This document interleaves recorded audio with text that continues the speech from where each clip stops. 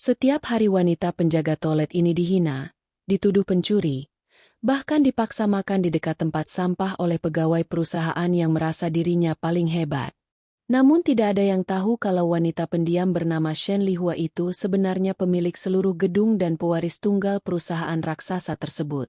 Saat rapat besar direksi dimulai, semua orang yang pernah menertawakannya langsung gemetar ketakutan setelah mengetahui identitas asli wanita yang selama ini mereka injak harga dirinya.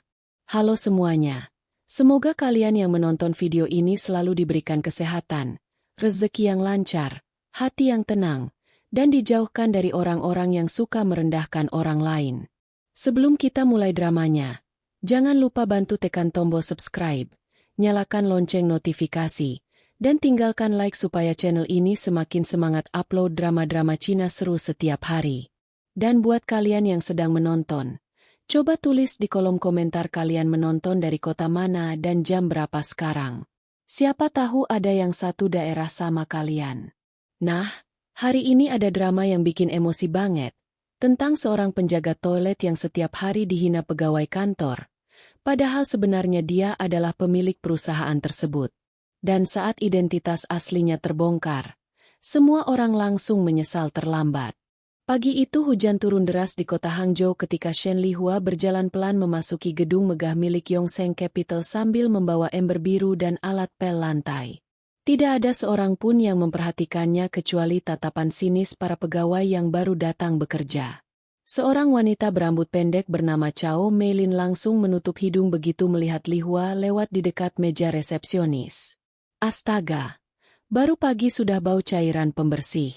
Bisa tidak sih jalan lewat pintu belakang saja? Ucapnya sambil tertawa kecil kepada teman-temannya.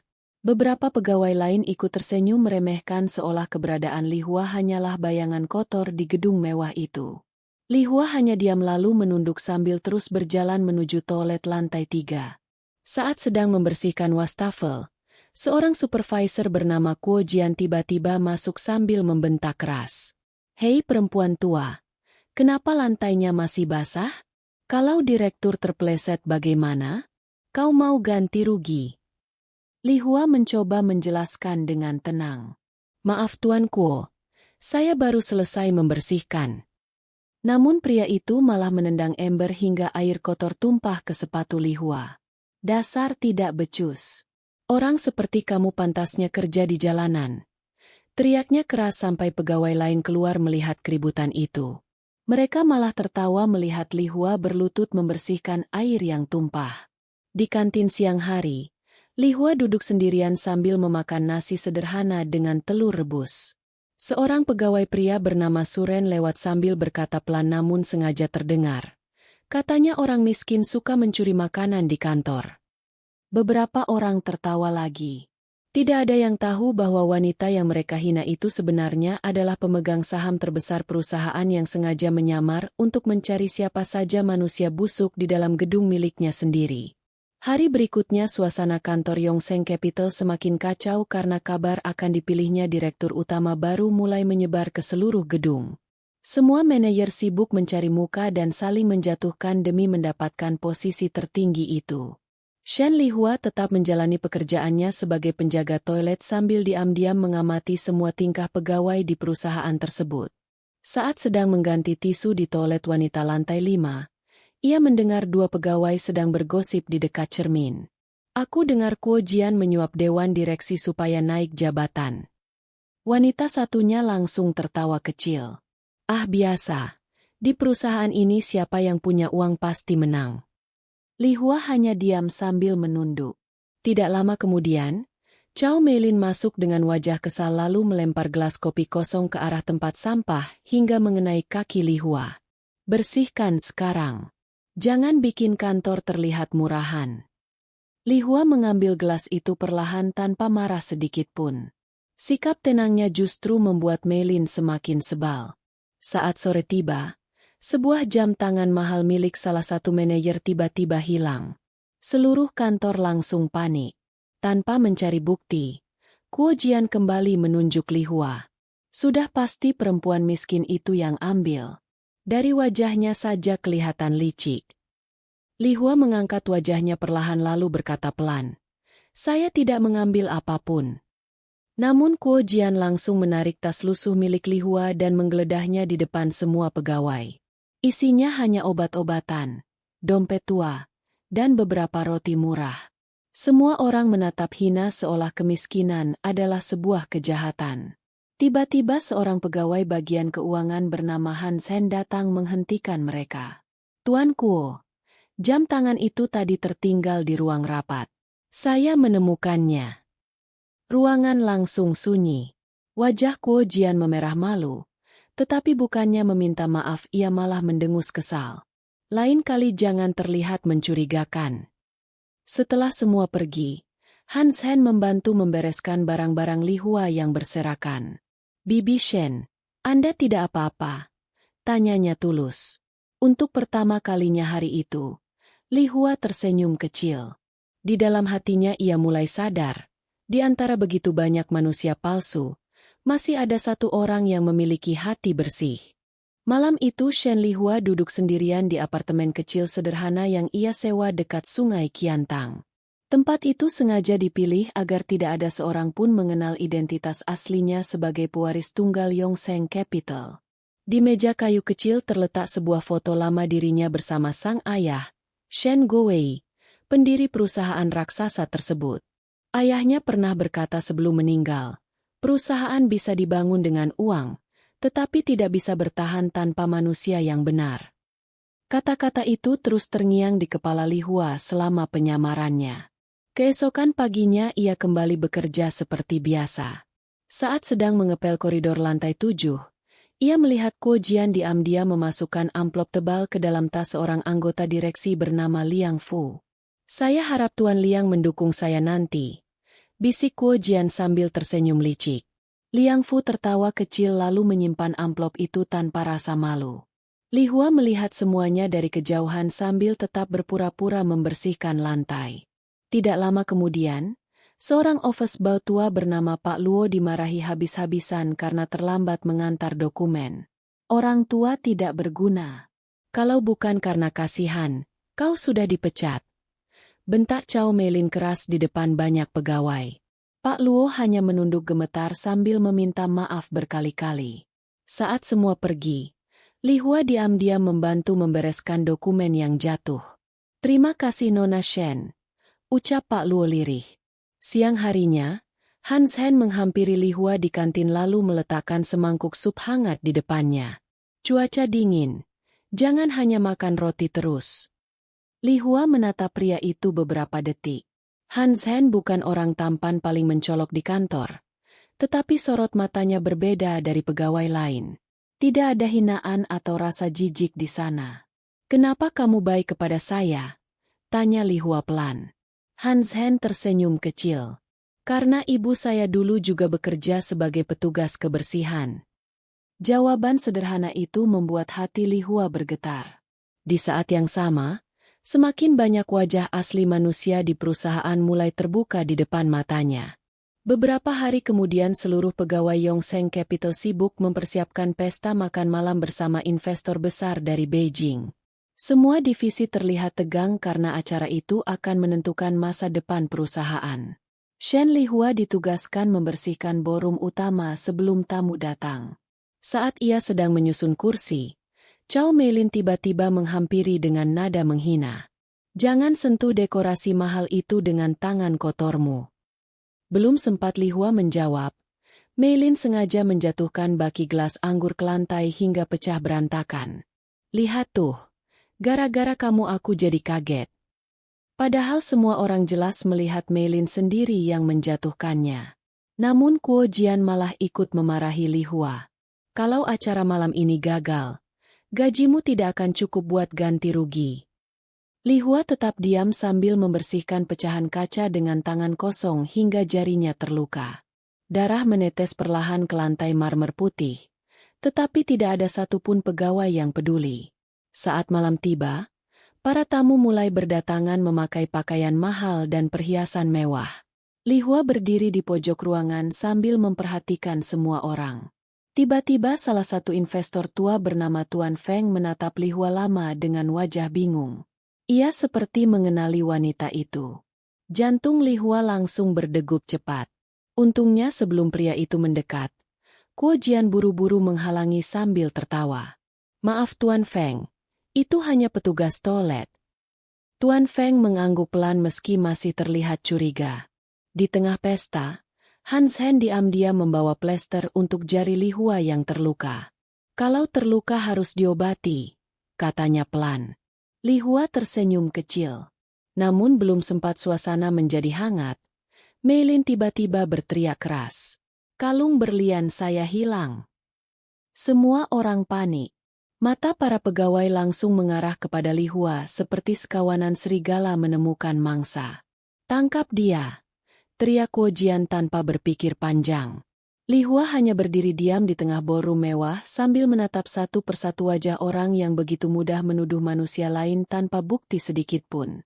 Suasana ballroom mendadak kacau setelah Cao Meilin menuduh Shen Li Hua mencuri kalung berliannya. Para tamu mulai berbisik-bisik sambil menatap jijik ke arah wanita penjaga toilet itu. Kuo Jian langsung menarik tangan Li Hua dengan kasar hingga hampir membuatnya terjatuh. Aku sudah bilang dari awal perempuan miskin seperti ini tidak boleh berada di dekat acara penting. Bentaknya keras.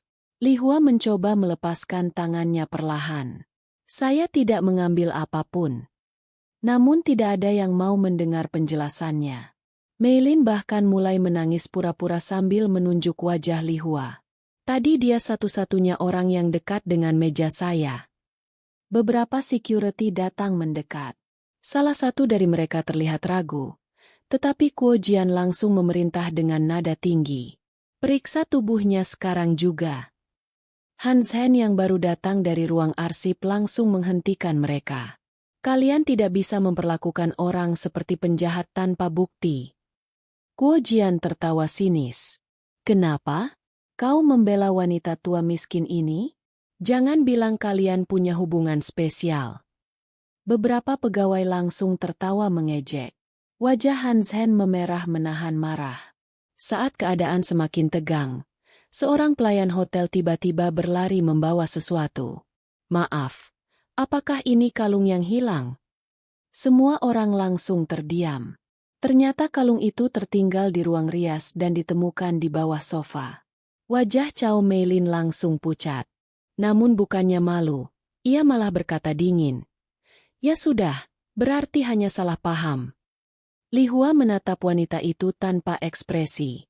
Tidak ada permintaan maaf. Tidak ada rasa bersalah.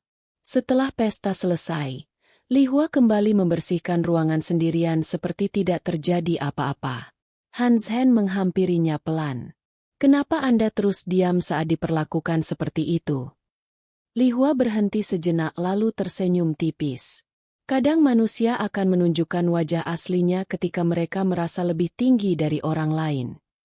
Hans Hen tidak benar-benar mengerti maksud ucapan itu. Namun jauh di dalam hati, ia merasa wanita sederhana di depannya menyimpan sesuatu yang sangat besar. Dan malam itu, di dalam mobil hitam mewah yang parkir jauh dari gedung perusahaan, seorang pengacara pribadi menatap layar tablet sambil berkata hormat. Nona Shen, bukti korupsi mereka sudah hampir lengkap. Li Hua hanya menatap gedung tinggi miliknya dengan mata dingin. Seminggu kemudian suasana kantor semakin panas karena rapat pemilihan direktur utama tinggal beberapa hari lagi. Kuo Jian mulai bertindak seolah posisi itu sudah pasti menjadi miliknya. Ia memerintah semua pegawai dengan arogan dan bahkan memotong uang lembur staf bawahan untuk menyenangkan beberapa anggota direksi. Shen Li Hua terus mengamati semuanya sambil tetap menyamar sebagai penjaga toilet. Suatu pagi ia melihat Pak Luo yang sudah tua dipaksa membawa tumpukan dokumen berat menaiki tangga karena lift khusus pegawai bawah sengaja dimatikan. Pak Luo sampai terjatuh dan lututnya berdarah. Namun Cao Meilin malah memotretnya sambil tertawa. Kalau sudah tua sebaiknya pensiun saja. Li Hua langsung membantu Pak Luo berdiri. Untuk pertama kalinya nada suaranya terdengar dingin. Kalian keterlaluan. Meilin mendengus sinis.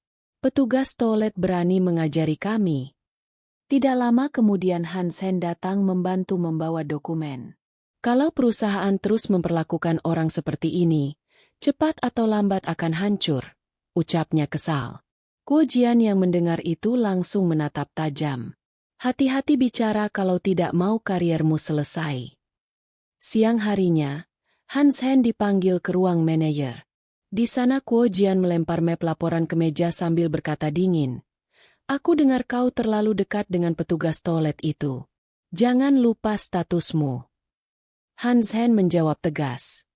Menghormati orang lain tidak melihat status. Kuo Jian langsung marah besar. Kalau begitu mulai besok kau dipindahkan ke ruang arsip bawah tanah. Kabar itu langsung menyebar ke seluruh kantor.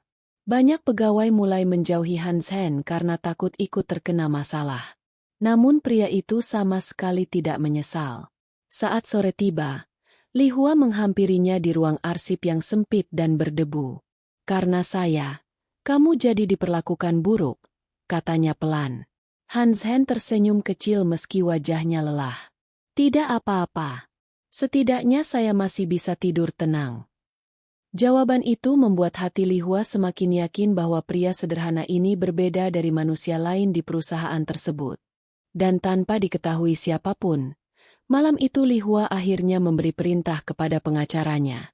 Siapkan rapat darurat Dewan Direksi. Besok semua akan berakhir. Keesokan harinya seluruh pegawai Yongsheng Capital dikejutkan oleh pengumuman mendadak tentang rapat besar direksi. Semua manajer langsung berpakaian paling rapi dan sibuk menyiapkan presentasi demi menarik perhatian dewan perusahaan. Kuo Jian bahkan berjalan di kantor dengan senyum percaya diri seolah kursi direktur utama sudah berada di tangannya. Setelah aku jadi direktur, beberapa sampah di perusahaan ini akan langsung dibersihkan. Katanya keras sambil melirik Li Hua yang sedang mengepel lantai. Cao Meilin tertawa puas. Akhirnya kita tidak perlu melihat wajah pembawa sial itu lagi. Li Hua tetap diam seperti biasa. Namun kali ini tatapannya jauh lebih tenang. Di ruang rapat utama, para anggota direksi mulai berdatangan satu persatu. Hans Hen yang dipindahkan ke ruang arsip bahkan tidak diundang secara resmi. Tetapi seorang sekretaris misterius tiba-tiba menghampirinya dan berkata, Tuan Han, Anda diminta hadir di rapat direksi. Hans Hen terlihat bingung. Sementara itu di luar gedung, beberapa mobil hitam mewah berhenti bersamaan. Sekelompok pengacara dan pengawal turun dengan wajah serius. Para pegawai resepsionis mulai panik karena tidak pernah melihat mereka sebelumnya. Tepat saat rapat dimulai, Kuo Jian berdiri sambil memberikan pidato penuh kesombongan. Perusahaan membutuhkan pemimpin kuat yang mampu membersihkan orang-orang tidak berguna. Beberapa direksi mengangguk pura-pura setuju. Namun tiba-tiba pintu ruang rapat terbuka perlahan. Semua orang langsung menoleh. Shen Li Hua masuk dengan langkah tenang memakai gaun hitam elegan yang membuat seluruh ruangan membeku. Rambutnya tersisir rapi dan wajahnya terlihat sangat berbeda dari penjaga toilet yang biasa mereka hina. Cao Meilin langsung berdiri kaget. Apa yang kau lakukan di sini? Kuo Jian membentak marah. Security, keluarkan dia sekarang. Namun sebelum siapapun bergerak, Ketua Dewan Direksi tua bernama Su Kaiming tiba-tiba berdiri dan membungkuk hormat ke arah Li Hua. Selamat datang, Nona Shen. Kalimat itu membuat seluruh ruangan langsung sunyi seperti kuburan. Wajah Kuo Jian berubah pucat dalam sekejap setelah mendengar ketua dewan memanggil Shen Li Hua dengan penuh hormat. Cao Meilin sampai mundur beberapa langkah karena tidak percaya dengan apa yang dilihatnya. Li Hua berjalan perlahan menuju kursi utama di ujung meja rapat lalu duduk dengan tenang. Semua pengacara berpakaian hitam berdiri di belakangnya. Suasana ruangan terasa menyesakkan.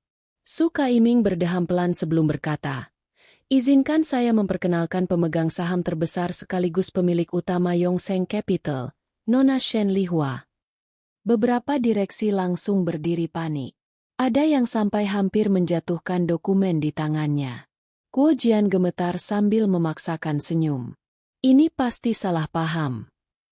Li Hua menatap pria itu dingin lalu berkata pelan. Selama 3 bulan saya membersihkan toilet di gedung ini. Tidak ada seorang pun berani menyela. Dan saya akhirnya mengerti bahwa yang paling kotor bukan lantainya. Kalimat itu membuat semua pegawai menunduk ketakutan. Li Hua kemudian memberi isyarat kepada pengacaranya. Layar besar di ruang rapat langsung menyala menampilkan rekaman video dan data transaksi ilegal. Rekaman Kuo Jian menerima suap. Bukti Cao Meilin memalsukan laporan keuangan. Potongan gaji pegawai bawahan. Penghinaan terhadap staf kebersihan dan office boy. Semua terpampang jelas tanpa bisa dibantah. Kuo Jian langsung berlutut panik. Nona Shen, saya bisa jelaskan. Li Hua menatapnya tanpa rasa kasihan. Saat kalian mempermalukan orang kecil, apakah kalian memberi mereka kesempatan menjelaskan? Ruangan kembali sunyi. Cao Meilin mulai menangis ketakutan. Maafkan saya Nona Shen. Saya tidak tahu siapa Anda sebenarnya. Li Hua tersenyum dingin. Jadi kalian hanya menghormati orang yang punya kekuasaan. Tidak ada yang mampu menjawab pertanyaan itu.